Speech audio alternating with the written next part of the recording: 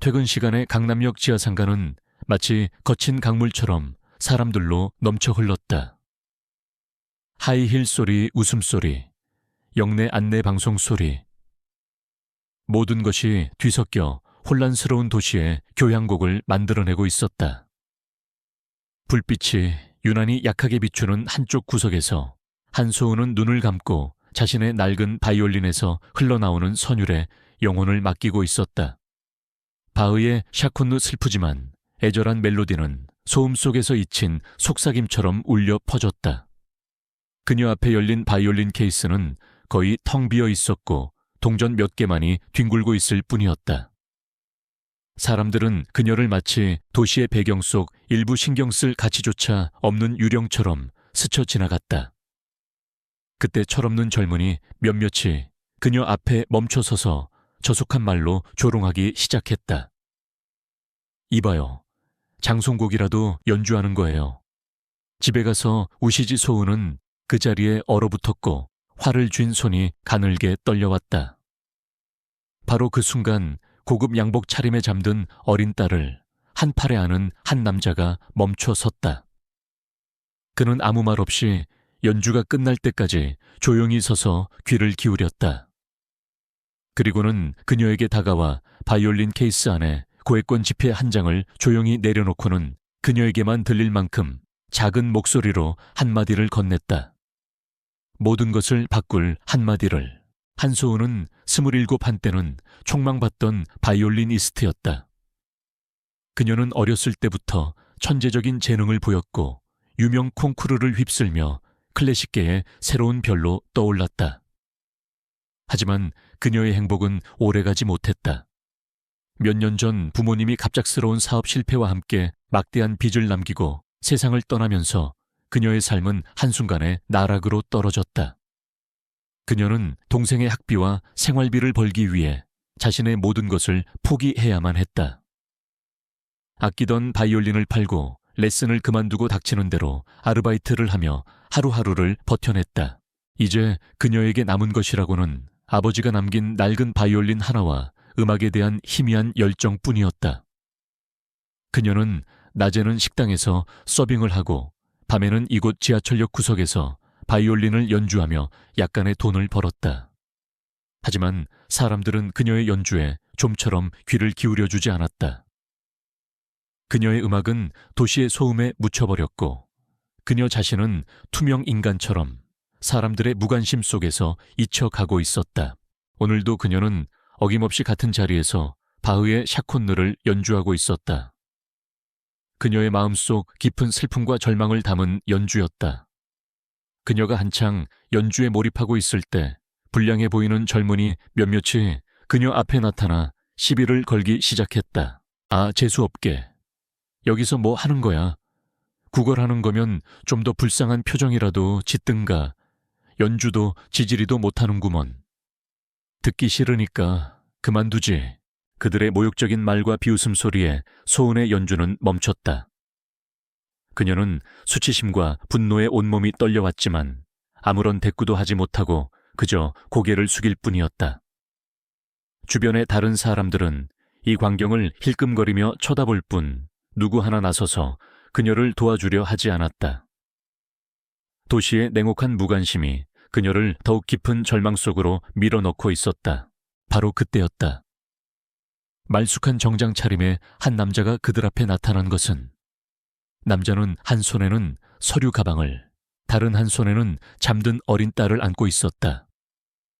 그는 30대 중반쯤으로 보였고 잘생긴 외모와 함께 차갑지만 기품 있는 분위기를 풍기고 있었다. 그만들 하시지. 남자의 낮고 위험 있는 목소리에 젊은이들은 잠시 주춤하는 듯했다. 하지만 이내 그들은 남자의 품에 안겨있는 아이를 보고는 그를 만만한 상대로 생각한 듯 다시 비아냥거리기 시작했다. 뭐야, 이 아저씨는 애 아빠면 집에 가서 애나 볼 것이지. 왜 남의 일에 참견이야. 남자는 그들의 무례한 말에도 조금도 동요하지 않았다. 그는 오히려 더 차가운 눈빛으로 그들을 쏘아보며 말했다. 지금 당장 이 아가씨에게 사과하고 여기서 사라지는 게 좋을 걸세. 그렇지 않으면 당신들이 오늘 밤을 무사히 넘기기 힘들 수도 있다는 것을 명심해야 할 거야. 그의 목소리에는 어떤 의심도 허용하지 않는 절대적인 힘과 경고가 담겨 있었다. 젊은이들은 그의 기세에 눌려 잠시 망설였지만 이내 욕설을 내뱉으며 자리를 떠났다. 모든 소동이 끝난 후 소은은 여전히 고개를 숙인 채 떨고 있었다. 그녀는 자신을 도와준 남자에게 감사의 인사를 전하고 싶었지만 차마 입이 떨어지지 않았다. 남자는 그런 그녀에게 천천히 다가왔다. 그리고는 아무 말 없이 잠든 딸을 안지하는 다른 한 손으로 지갑을 꺼내 코액권 지폐 한 장을 그녀의 바이올린 케이스 안에 조용히 내려놓았다. 소은은 깜짝 놀라 고개를 들었다. 그녀는 그 돈을 받을 수 없다고 말하려 했지만 남자는 그녀의 말을 가로막듯 먼저 입을 열었다. 그는 몸을 숙여 오직 그녀에게만 들릴 만큼 작은 목소리로 속삭였다. 당신의 연주는 오늘 하루 종일 지쳐있던 내 영혼을 구원해 주었습니다. 감사합니다. 그 말을 남기고 남자는 아무 일도 없었다는 듯 잠든 딸을 안은 채 인파 속으로 유유히 사라졌다. 소은은 한참 동안 그가 사라진 자리를 멍하니 바라보았다. 그의 마지막 말이, 그의 따뜻한 눈빛이, 그리고 그가 남기고 간 지폐 한 장의 무게가 그녀의 온몸을 감싸는 듯했다. 그녀는 아주 오랜만에 누군가에게서 자신의 존재 가치를 인정받았다는 기분에 휩싸였다.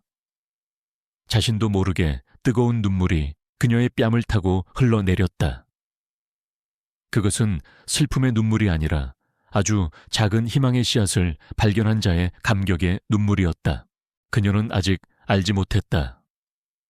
오늘 밤 자신을 무시하던 세상 속에서 유일하게 자신의 음악을 들어주고 자신에게 잊을 수 없는 한마디를 남기고 간 그 남자가 바로 대한민국 최고의 투자그룹 블루아크의 회장이자 아내와 사별하고 홀로 어린 딸을 키우는 외로운 백만장자 이진우라는 사실을, 그리고 그와의 이 짧은 만남이 앞으로 그녀의 잿빛 인생을 송두리째 바꿔놓을 운명적인 서막이 될 것이라는 것을. 모든 것은 그렇게 절망의 소음 속에서 피어난 한 줄기 진심 어린 위로에서부터 시작되고 있었다. 당신의 연주는 오늘 하루 종일 지쳐있던 내 영혼을 구원해 주었습니다. 감사합니다. 이진우라는 남자가 남기고 간 그 한마디는 그날 밤 내내 한소은의 귓가와 마음속을 떠나지 않았다. 지난 몇 년 동안 그녀가 들었던 그 어떤 말보다도, 그 어떤 위로보다도 더 따뜻하고 강렬한 울림이었다.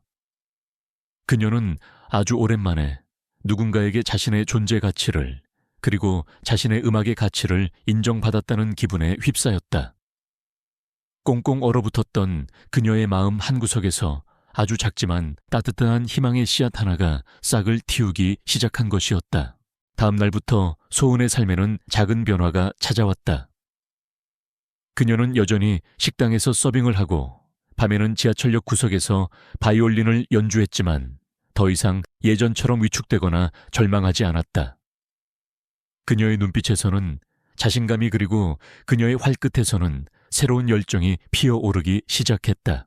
그녀의 연주는 더 이상 슬프거나 애절하지만은 않았다. 그 안에는 절망을 딛고 일어서려는 희망과 세상을 향한 따뜻한 위로, 그리고 자신을 발견해준 단 한 사람을 향한 감사의 마음이 담겨 있었다. 그녀의 진심이 담긴 선율은 행인들의 바쁜 발걸음을 멈추게 했고, 그녀의 바이올린 케이스 안에는 이전과는 비교할 수 없을 만큼 많은 동전과 지폐들이 쌓여가기 시작했다. 어떤 이들은 그녀의 연주에 조용히 눈물을 훔치기도 했고, 어떤 이들은 그녀에게 따뜻한 격려의 말을 건네기도 했다. 그녀는 더 이상 투명 인간이 아니었다. 그녀는 자신의 음악으로 사람들과 소통하고 그들의 마음을 움직이는 진정한 예술가로 거듭나고 있었다. 한편 그 시각 블루아크 투자그룹의 회장실. 이진우는 거대한 통유리창 밖으로 보이는 서울의 화려한 야경을 바라보며 깊은 생각에 잠겨 있었다. 그의 머릿속은 온통 그날 밤 지하철역에서 만났던 바이올리니스트 한소은에 대한 생각으로 가득 차 있었다. 그녀의 슬픔 가득했던 눈빛 절망 속에서도 희망을 놓지 않으려던 강인한 모습, 그리고 무엇보다 그의 영혼을 뒤흔들었던 그녀의 바이올린 선율까지. 모든 것이 그의 뇌리에 깊이 새겨져 있었다. 그는 아내와 사별한 후 오랫동안 감정의 문을 닫고 살아왔다. 그의 삶은 오직 일과 그리고 어린 딸 서아를 키우는 책임감으로만 채워져 있었다. 그는 세상 모든 것이 돈과 권력의 논리로만 움직인다고 믿었고 인간의 순수한 감정이나 예술의 가치 따위는 비웃어왔다. 하지만 그날 밤 한소은이라는 여자의 연주는 그의 모든 것을 뒤흔들어 놓았다. 그는 그녀의 음악 속에서 자신이 오랫동안 잊고 지냈던 순수함과 열정, 그리고 인간에 대한 따뜻한 위로를 발견했다. 그녀는 그의 메마른 영혼에 단비를 내려주었고 그의 얼어붙었던 심장을 다시 뛰게 만들었다. 그는 그녀를 다시 만나고 싶다는 강한 열망에 휩싸였다. 김 실장, 그 사람 찾았나? 진우가 자신의 비서인 김 실장에게 물었다. 죄송합니다, 회장님. 아직입니다. 그날 밤 이후로 그분은 더 이상 지하철역에서 연주를 하지 않는 것 같습니다. 주변 상인들에게도 수소문해 보았지만 아는 사람이 아무도 없었습니다. 수단과 방법을 가리지 말고 찾아내. 그녀의 이름은 한소은. 나이는 27. 아마도 근처 식당에서 아르바이트를 하고 있을 가능성이 높아. 그녀에 대한 모든 것을 알아내. 그리고 절대 그녀가 눈치채지 못하도록 아주 은밀하게 진행하도록 하게. 진우의 명령은 단호했다. 그는 그녀의 평화로운 일상을 방해하고 싶지는 않았지만 동시에 그녀를 이대로 놓치고 싶지도 않았다. 그는 그녀를 뒤에서 묵묵히 지켜보며 그녀가 자신의 꿈을 다시 찾아갈 수 있도록 도와주고 싶었다. 김 실장은 회장님의 이런 낯선 모습에 당황했지만 이내 그의 지시에 따라 움직이기 시작했다. 블루아크 투자그룹의 막강한 정보력과 인력이 총동원되었고 한소은이라는 이름의 한 평범한 여자를 찾기 위한 비밀스러운 작전이 시작되었다. 며칠 후 마침내 김 실장은 한소은에 대한 모든 것을 알아내어 진우에게 보고했다. 그녀의 안타까운 과거, 어려운 가정 형편, 그리고 그럼에도 불구하고 꿈을 잃지 않고 꿋꿋하게 살아가는 그녀의 강인한 모습까지. 진우는 그녀의 이야기를 들으며 그녀에 대한 연민과 함께 더욱 깊은 존경심과 애정을 느끼게 되었다. 그는 당장이라도 그녀에게 달려가 자신의 정체를 밝히고 그녀에게 필요한 모든 것을 지원해주고 싶었다. 하지만 그는 참았다. 그는 자신의 부하 지휘가 그녀의 순수한 열정을 더럽히거나 그녀에게 또 다른 상처를 주게 될까봐 두려웠다. 그는 그녀가 스스로의 힘으로 일어서기를 바랐고 자신은 그저 뒤에서 그녀가 날아오를 수 있도록 작은 바람이 되어주고 싶었다. 그는 익명의 후원자라는 이름으로 소은의 동생이 다니는 대학교에 장학금을 전달했다. 또한 그녀가 일하는 식당의 사장에게는 거액의 투자를 제안하며 소은의 근무 환경을 개선해주고 그녀에게 더 많은 기회를 줄 것을 암묵적으로 부탁했다. 소은은 자신에게 일어나는 이 모든 긍정적인 변화들이 그저 운이 좋아서라고만 생각했다.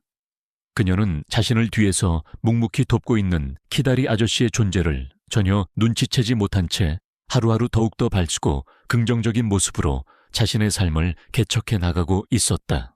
그녀의 바이올린 연주는 날이 갈수록 깊어졌고 그녀의 음악을 듣기 위해 지하철역을 찾는 사람들이 점점 더 늘어났다. 그녀는 더 이상 구석에서 연주하지 않았다. 그녀는 이제 역의 작은 광장 무대에서 수많은 사람들의 박수와 환호를 받으며 자신의 음악을 세상과 나누고 있었다. 그녀의 연주 영상은 소셜 미디어를 통해 빠르게 퍼져나갔고 그녀는 강남역의 바이올린 여신이라는 별명까지 얻게 되었다. 진우는 그런 그녀의 모습을 멀리서 지켜보며 흐뭇한 미소와 함께 가슴 벅찬 감동을 느꼈다.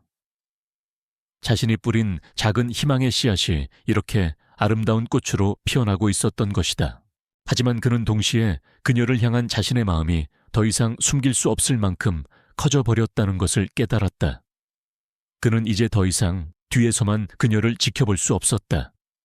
그는 그녀에게 다가가 자신의 진심을 고백하고 그녀와 함께 새로운 미래를 만들어가고 싶었다. 고민 끝에 그는 한 가지 계획을 세웠다.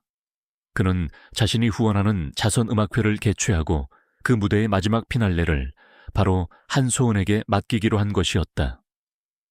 그것은 그녀에게 공식적으로 더 큰 무대에 설 수 있는 기회를 제공하는 동시에 그가 그녀에게 자신의 마음을 전할 수 있는 가장 자연스럽고 로맨틱한 방법이기도 했다. 과연 소은은 그의 제안을 받아들일까? 그리고 두 사람은 마침내 서로의 진심을 확인하고 사랑의 결실을 맺을 수 있을까? 한 사람의 따뜻한 말 한마디가 뿌린 희망의 씨앗은 이제 막 아름다운 꽃을 피우고 새로운 운명의 서막을 열 준비를 하고 있었다. 지하철역 연주를 통해 강남역 바이올린 여신으로 조금씩 이름을 알려가던 한소은에게 어느 날 꿈같은 제안이 찾아왔다. 바로 국내 굴지의 투자그룹 블루아크가 후원하는 자선음악회에 정식 연주자로 초청받게 된 것이었다. 그녀는 더 이상 차가운 지하철역 구석이 아니라 수많은 관객들이 지켜보는 화려한 무대 위에서 자신의 연주를 선보일 수 있는 기회를 얻게 된 것이었다. 처음 제안을 받았을 때 소은은 자신의 귀를 의심했다. 자신 같은 무명의 거리 악사에게 어떻게 이런 엄청난 기회가 찾아올 수 있단 말인가. 그녀는 기쁨보다는 두려움과 함께 이 모든 것이 혹시 자신을 속이려는 또 다른 사기나 함정은 아닐까 하는 의심마저 들었다. 하지만 그녀를 찾아온 자선음악회 담당자는 너무나 진지했고 그녀의 연주에 대한 깊은 존경심과 함께 진심 어린 섭외 의사를 밝혔다. 그리고 그녀가 가장 존경하는 첼리스트 서은경 교수님의 추천이 있었다는 말에 소은은 더 이상 의심할 수 없었다. 서은경 교수님께서요, 정말요. 서은경 교수는 대한민국 클래식계를 대표하는 거장이자 소은이 과거 학생 시절 가장 존경하고 따랐던 스승이었다. 부모님이 돌아가시고 모든 것을 포기해야 했을 때 가장 안타까워하며 그녀의 곁을 지켜주려 했던 분도 바로 서은경 교수님이었다. 그녀는 교수님의 추천이라면 믿고 한번 도전해볼 만하다고 생각했다. 하지만 그녀의 마음속에는 여전히 두려움이 남아있었다. 그녀는 오랫동안 제대로 된 무대에 서본 경험이 없었고 자신의 실력이 과연 이 화려한 무대에 어울릴지에 대한 자신감도 없었다. 그리고 무엇보다 수많은 사람들의 시선 앞에서 자신의 모든 것을 드러내야 한다는 사실이 그녀를 두렵게 만들었다.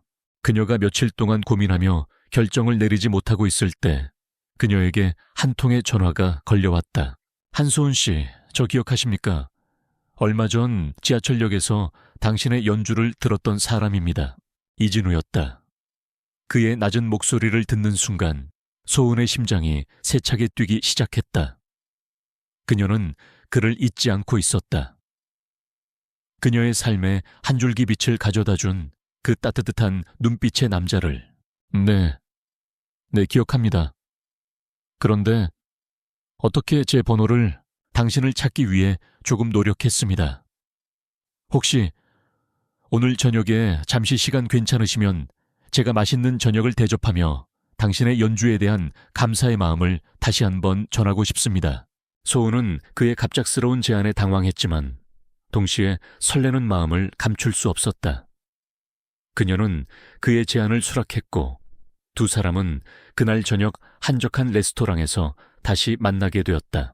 진우는 여전히 자신의 신분을 숨긴 채 자신을 그저 음악을 사랑하는 평범한 사업가라고만 소개했다. 그는 자선음악회에 대한 이야기를 꺼내며 그녀의 참가를 진심으로 응원하고 격려했다. 소은 씨의 음악에는 사람의 마음을 움직이는 특별한 힘이 있어요. 당신의 그 재능을 더 많은 사람들과 함께 나눌 수 있는 좋은 기회가 될 거라고 생각해요. 두려워하지 말고 용기를 내서 도전해보세요. 당신은 분명히 해낼 수 있을 거예요. 그의 진심 어린 격려와 믿음 가득한 눈빛은 소은의 마음속에 남아있던 마지막 두려움마저 녹여내리고 있었다. 그녀는 그를 믿고 한번 도전해보기로 결심했다. 그날부터 진우는 소은의 든든한 지원군이자 멘토가 되어주었다. 그는 그녀가 연주할 곡을 함께 고르고 최고의 연습실을 마련해 주었으며 그녀가 연주에만 집중할 수 있도록 모든 것을 세심하게 배려해 주었다. 그는 그녀에게 음악적인 조언을 하지는 않았지만 항상 그녀의 곁에서 그녀의 이야기에 귀를 기울여주고 그녀가 지치고 힘들어할 때마다 따뜻한 위로와 격려로 그녀에게 힘이 되어 주었다. 함께하는 시간이 길어질수록 두 사람은 서로에 대해 더욱 깊이 알아갔고 서로에게 없어서는 안 될 존재가 되어가고 있었다. 소은은 진우의 따뜻하고 자상한 모습 뒤에 숨겨진 깊은 외로움과 상처를 보았고 그를 보듬어주고 싶다는 생각을 하기 시작했다. 진우 역시 소은의 순수한 열정과 강인한 모습에 더욱 깊이 매료되었고 그녀와 함께하는 시간 속에서 진정한 행복을 느끼고 있었다. 마침내 자선음악회가 열리는 날이 밝았다. 소은은 진우가 선물해준 우아한 드레스를 입고 떨리는 마음으로 무대 뒤에서 자신의 순서를 기다렸다. 그녀의 손에는 아버지의 유품인 낡은 바이올린이 들려 있었다. 할 수 있어, 한소은. 너는 혼자가 아니야. 그녀는 진우의 따뜻한 눈빛을 떠올리며 스스로에게 용기를 불어넣었다. 마침내 그녀의 이름이 호명되고 그녀는 수많은 관객들의 박수를 받으며 무대 중앙으로 나아갔다. 그녀는 잠시 눈을 감고 깊은 심호흡을 했다. 그리고는 바이올린을 어깨에 걸고 활을 들었다.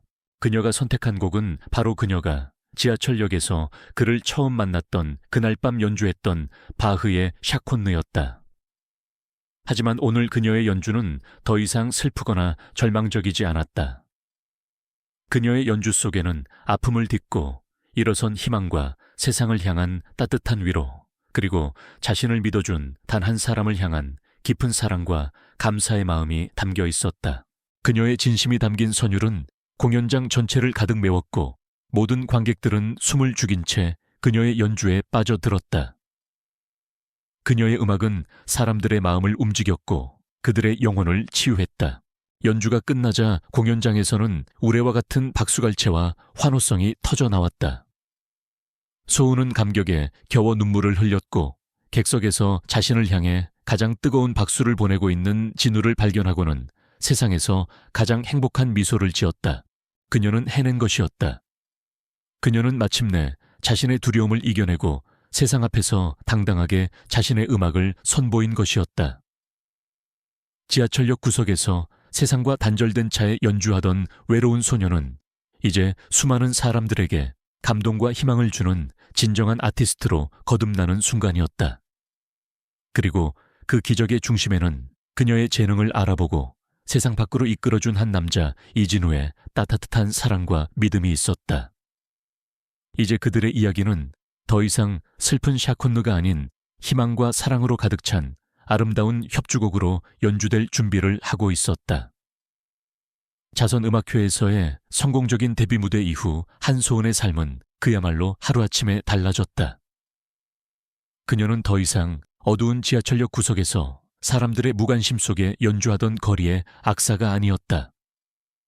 그녀는 대한민국 클래식계가 주목하는 새로운 신성이자 많은 사람들에게 감동과 희망을 주는 치유의 바이올리니스트로 떠오르고 있었다.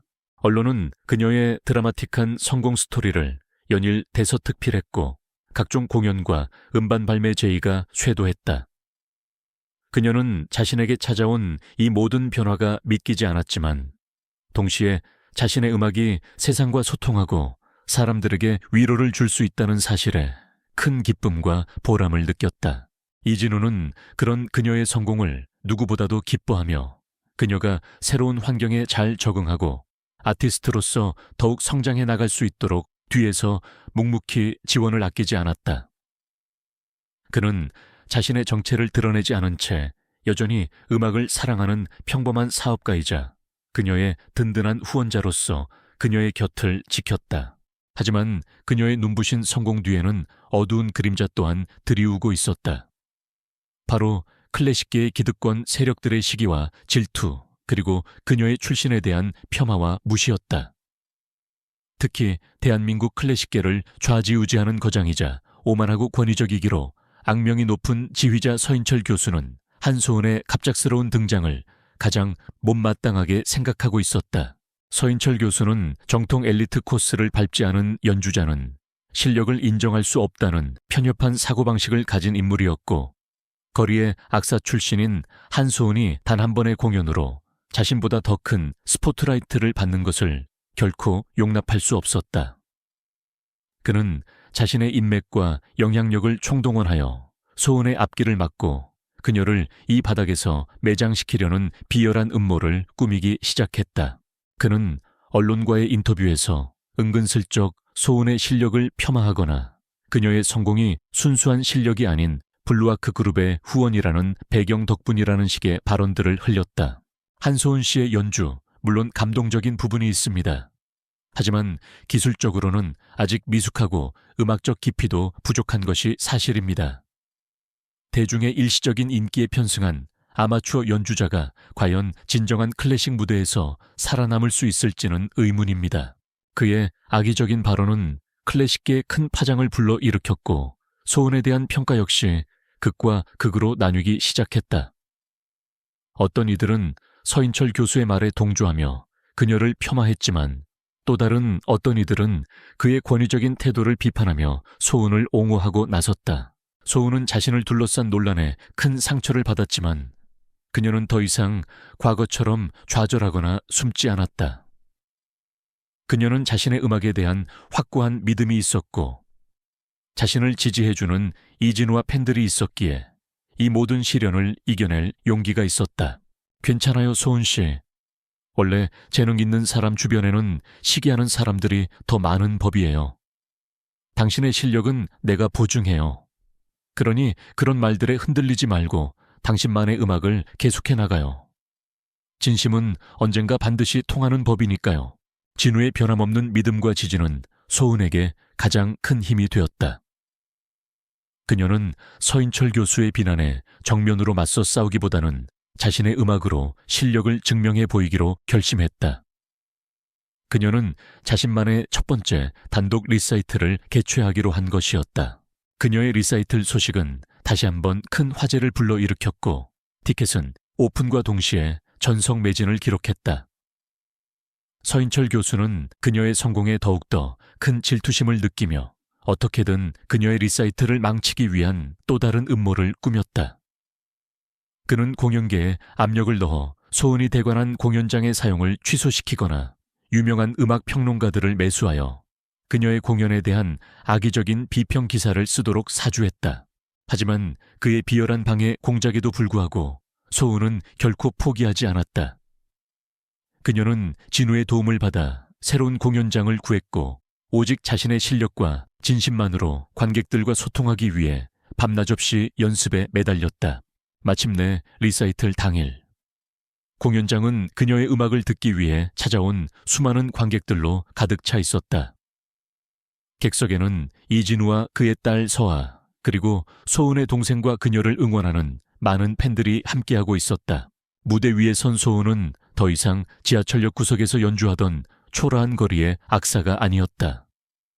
그녀는 수많은 관객들의 박수와 환호 속에서 자신만의 음악 세계를 당당하게 펼쳐나가는 아름답고 강인한 아티스트였다.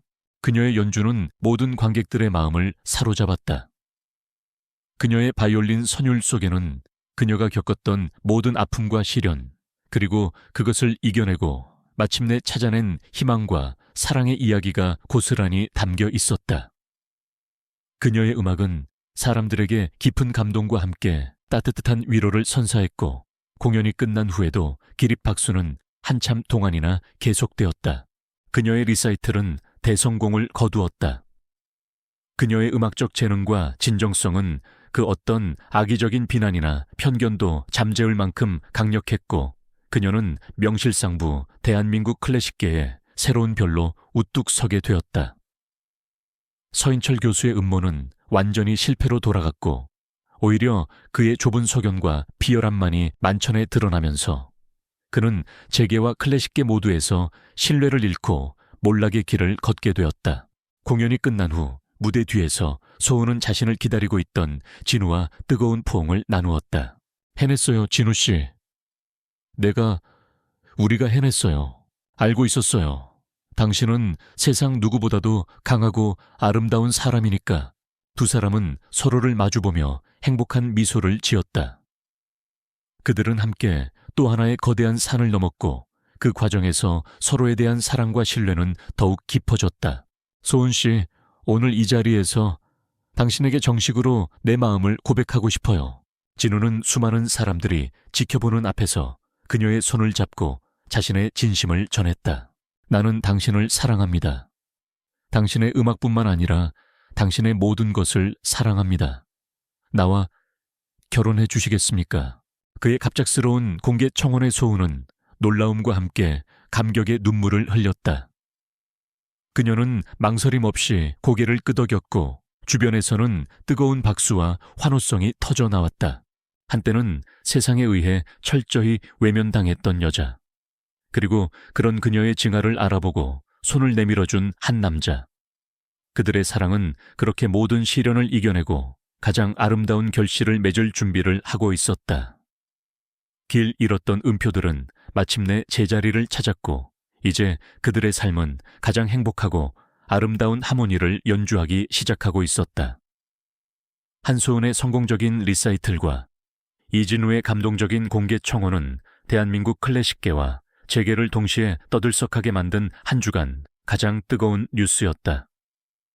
사람들은 온갖 시련과 편견을 이겨내고 마침내 사랑의 결실을 맺게 된 두 사람의 드라마틱한 러브 스토리에 아낌없는 찬사와 축복을 보냈다. 서인철 교수를 비롯한 클래식계 기득권 세력들은 자신들의 오만함과 편협함이 만천에 드러나면서 설 자리를 잃었고 오히려 한소은이라는 새로운 별의 등장을 환영하고 지지하는 새로운 여론이 형성되기 시작했다.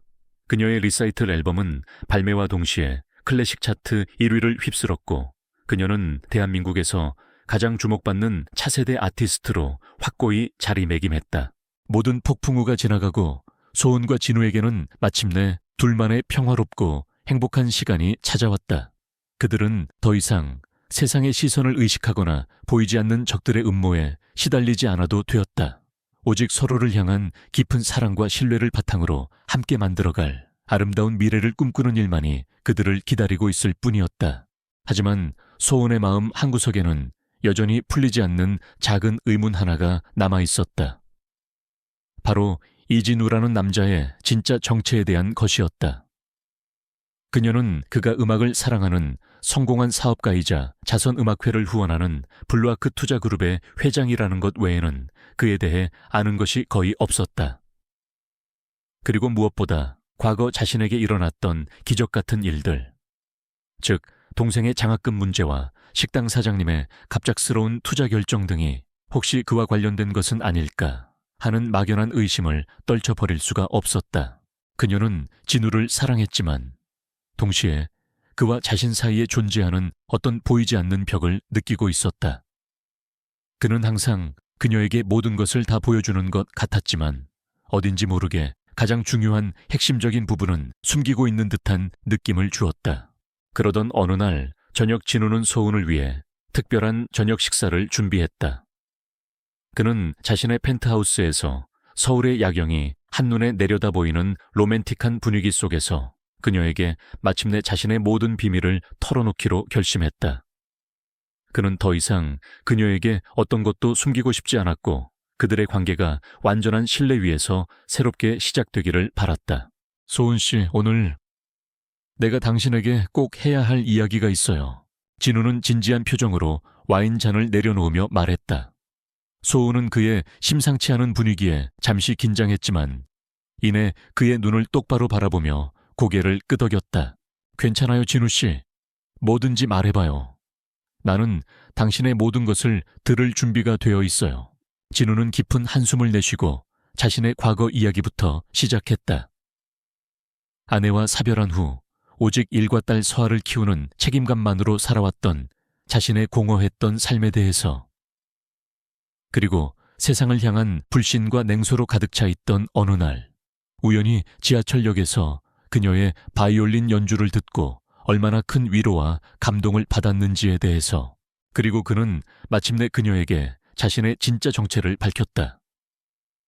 자신이 바로 그날 밤 그녀를 괴롭히던 불량배들을 쫓아내고 그녀의 바이올린 케이스 안에 고액권 지폐 한 장을 남기고 갔던 바로 그 이름 모를 신사였다는 것을 소은은 그의 고백에 너무나 놀라 아무 말도 하지 못했다.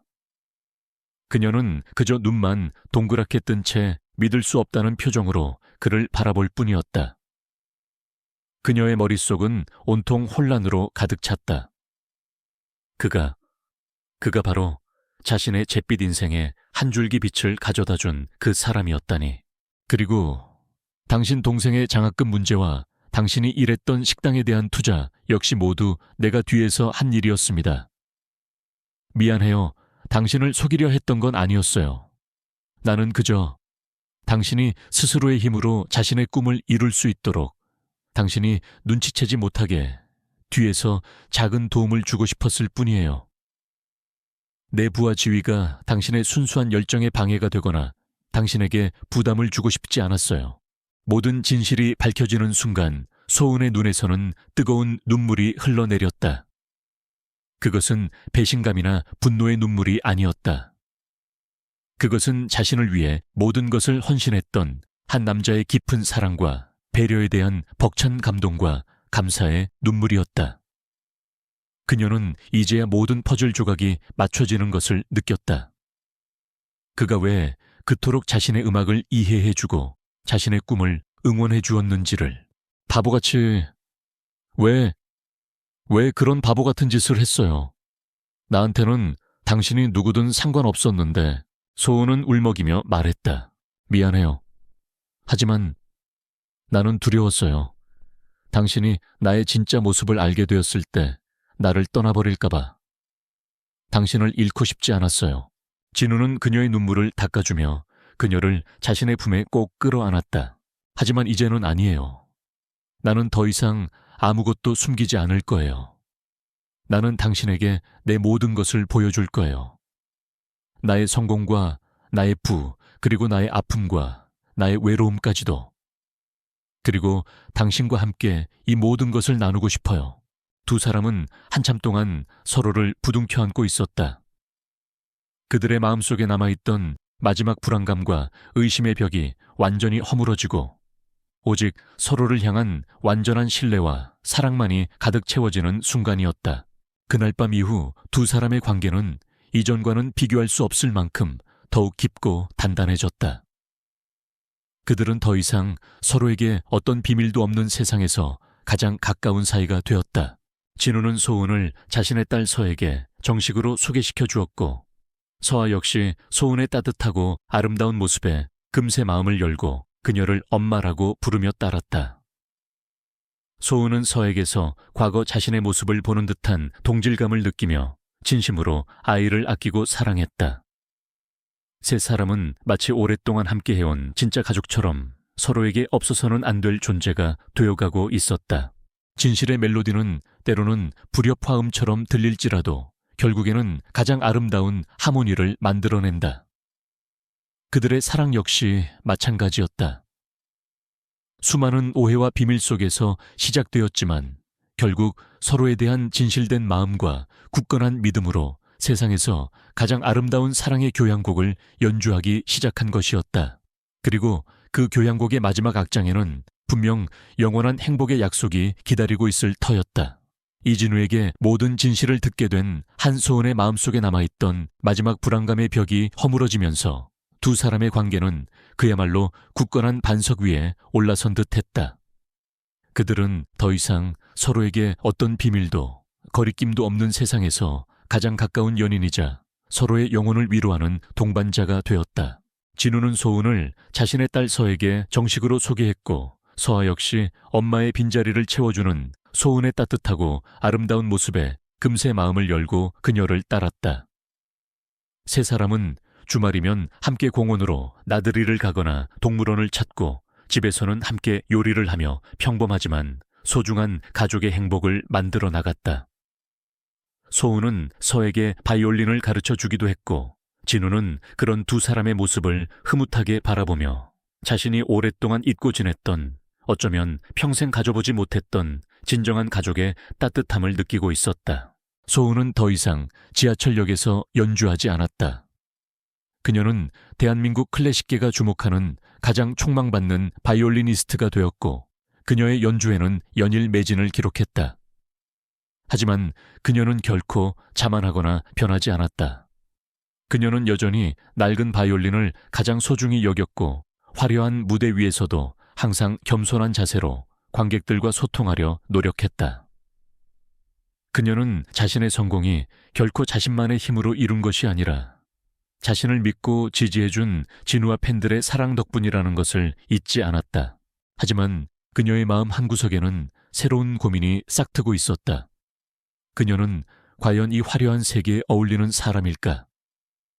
그리고 자신이 진정으로 원하는 삶은 과연 무엇일까? 그녀는 수많은 스포트라이트와 사람들의 환호 속에서 때로는 과거 지하철역 구석에서 오직 자신의 마음을 위해 연주했던 그 순수했던 시간들을 그리워하기도 했다. 그녀는 성공이라는 이름 아래 어쩌면 자신이 가장 소중하게 생각했던 무언가를 잃어가고 있는 것은 아닌지 두려웠다. 진우는 그런 그녀의 고민을 누구보다도 잘 알고 있었다. 그는 그녀가 자신의 부와 명성 때문에 힘들어하거나 그녀만의 고유한 색깔을 잃어버리는 것을 원치 않았다. 그는 그녀가 어떤 선택을 하든 그녀의 결정을 존중하고 지지할 준비가 되어 있었다. 어느 날 저녁 진우는 소은을 위해 특별한 선물을 준비했다. 그것은 바로 그녀의 이름으로 설립된 작은 소은음악 재단의 설립 서류였다. 이게 뭐예요, 진우 씨? 소은이 놀란 눈으로 묻자 진우는 부드러운 미소와 함께 대답했다. 나는 당신이 더 이상 돈이나 성공에 얽매이지 않고 오직 당신이 하고 싶은 음악을 마음껏 했으면 좋겠어요. 이 재단을 통해 당신처럼 재능은 있지만 환경이 어려운 젊은 음악가들을 돕고 세상 모든 사람들에게 당신의 따뜻한 음악을 나누어 주세요. 당신이 어디에 있든 어떤 무대에 서든 나는 항상 당신의 곁에서 당신의 첫 번째 관객이자 가장 든든한 후원자가 되어줄게요. 그의 깊은 이해와 배려에 소은은 뜨거운 눈물을 흘렸다. 그는 단순히 그녀에게 부와 명예를 안겨주는 사람이 아니었다. 그는 그녀의 영혼을 가장 깊이 이해하고 그녀가 진정한 자신을 찾아갈 수 있도록 길을 열어주는 유일한 사람이었다. 그날 이후 소은은 새로운 꿈을 꾸기 시작했다. 그녀는 화려한 콘서트홀 무대뿐만 아니라 병원 보육권, 그리고 과거 자신이 연주했던 그 지하철역과 같은 음악이 필요한 세상의 가장 낮은 곳을 찾아가 연주하기 시작했다. 그녀의 음악은 상처 입은 사람들의 마음을 위로했고 소외된 이웃들에게 따뜻한 희망을 전파했다. 그녀는 더 이상 자신만의 성공을 위해 연주하지 않았다. 그녀는 음악을 통해 세상과 소통하고 사랑을 나누는 진정한 아티스트로 거듭나고 있었다. 진우 역시 그녀와 함께 그 길을 걸었다. 그는 바쁜 일정 속에서도 항상 그녀의 연주회에 참석했고 그녀와 함께 자선 활동에 참여하며 그녀의 가장 든든한 동반자가 되어주었다. 두 사람의 아름다운 사랑과 선행은 많은 사람들에게 귀감이 되었고 그들은 재계와 문화계를 넘어 사회 전체에 선한 영향력을 전파하는 존경받는 커플로 자리매김했다. 어느덧 두 사람이 만난 지 1년이 되는 날, 진우는 소은을 위해 아주 특별한 청혼을 준비했다.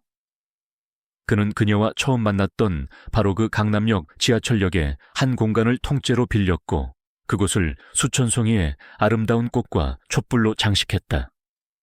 그리고 그 무대 중앙에는 오직 그녀만을 위한 피아노 한 대가 놓여 있었다. 진우는 피아노 앞에 앉아 떨리는 목소리로 그녀에게 바치는 사랑의 노래를 부르기 시작했다. 그가 직접 작사 작곡한 노래였다. 차가운 도시의 소음 속에서 나는 길을 잃고 헤매었네. 모두가 나를 스쳐 지나갈 때 당신의 선율이 내 발걸음을 멈추게 했지. 당신의 음악은 내 영혼을 구원했고 당신의 눈빛은 내 삶의 의미가 되었네. 한소은 나의 사랑, 나의 기적. 나와 결혼해 주시겠소. 그의 진심 어린 청혼에 소은은 눈물을 흘리며 고개를 끄덕였다. 두 사람은 수많은 사람들이 오가는 지하철역 한복판에서 서로를 뜨겁게 끌어안고 영원한 사랑을 맹세했다. 그들의 사랑은 더 이상 어떤 벽도, 어떤 장애물도 없는 세상에서 가장 아름답고 완전한 사랑이었다. 그들의 미래를 위한 약속은 그렇게 가장 낮은 곳에서 가장 순수한 마음으로 이루어지고 있었다. 그리고 그 약속은 이제 곧 영원한 행복이라는 이름의 아름다운 결실을 맺을 준비를 하고 있었다. 이진우의 감동적인 청혼 이후 한소은과 그의 삶에는 비로소 진정한 행복의 멜로디가 울려 퍼지기 시작했다. 더 이상 그들을 가로막는 어떤 장애물도, 그들을 흔드는 어떤 시련도 존재하지 않았다. 오직 서로를 향한 깊은 사랑과 신뢰를 바탕으로 함께 만들어갈 아름다운 미래만이 그들을 기다리고 있을 뿐이었다. 두 사람의 결혼식은 세상에서 가장 특별하고 의미 있는 방식으로 치러졌다. 그들은 화려한 호텔 예식장 대신 그들이 함께 설립한 소은음악재단이 후원하는 작은 음악당에서 자신들이 도와온 소외된 이웃들과 재능 있는 젊은 음악가들을 모두 초대하여 나눔과 사랑의 콘서트라는 이름의 결혼식을 올렸다. 결혼식은 주례사 대신 두 사람의 사랑 이야기를 담은 한 편의 아름다운 음악극으로 시작되었다. 무대 위에는 소은이 후원하는 젊은 연주자들이 올라 그들의 첫 만남이었던 바흐의 샤콘느부터 시작하여 함께 시련을 이겨내고 사랑을 키워나가는 과정을 담은 여러 곡들을 연주했다. 그리고 마지막 순서로 신랑 이진우와 신부 한소은이 직접 무대에 올라 두 사람의 사랑을 담아 함께 협연하는 순서가 이어졌다. 소은의 바이올린 선율은 그 어느 때보다도 깊고 풍부한 감성을 담아냈고, 진우의 피아노 연주는 그런 그녀의 선율을 따뜻하게 감싸 안으며 완벽한 하모니를 만들어냈다. 그들의 음악 속에는 지난 시간 함께 겪었던 모든 아픔과 기쁨, 그리고 서로를 향한 변함없는 사랑과 감사의 마음이 고스란히 담겨 있었다. 연주가 끝나자 하객석에서는 뜨거운 박수갈채와 함께 진심 어린 축복의 함성이 터져 나왔다. 두 사람은 하객들의 축복 속에서 서로의 손가락에 반지를 끼워주고 영원한 사랑을 맹세했다. 그들의 결혼식은 단순한 결합이 아니었다. 그것은 음악이라는 언어를 통해 세상 모든 사람들에게 진정한 사랑과 희망의 메시지를 전하는 한편의 아름다운 교향곡과도 같았다. 결혼 후에도 두 사람의 행복한 하모니는 계속되었다. 이진우는 블루아크 투자그룹의 회장으로서, 그리고 한소은은 대한민국을 대표하는 바이올리니스트이자 소은음악재단의 이사장으로서 각자의 자리에서 최선을 다하면서도 서로에 대한 사랑과 가정을 소중히 여기는 모범적인 부부의 모습을 보여주었다. 그들의 집은 언제나 아름다운 음악소리와 사랑스러운 딸 서아의 밝은 웃음소리로 가득 찼다. 진우는 바쁜 일정 속에서도 항상 가족과 함께하는 시간을 최우선으로 생각했고, 서아에게는 세상에서 가장 자상하고 친구 같은 아빠가 되어주었다. 소은 역시 현명하고 따뜻한 아내이자 엄마로서 두 남자를 사랑으로 보살폈다. 세 사람은 서로에게 없어서는 안 될 존재이자 서로의 삶을 완성시켜주는 가장 완벽한 가족이었다. 그들은 자신들이 받은 사랑을 더 큰 사랑으로 세상에 되돌려주는 것을 잊지 않았다.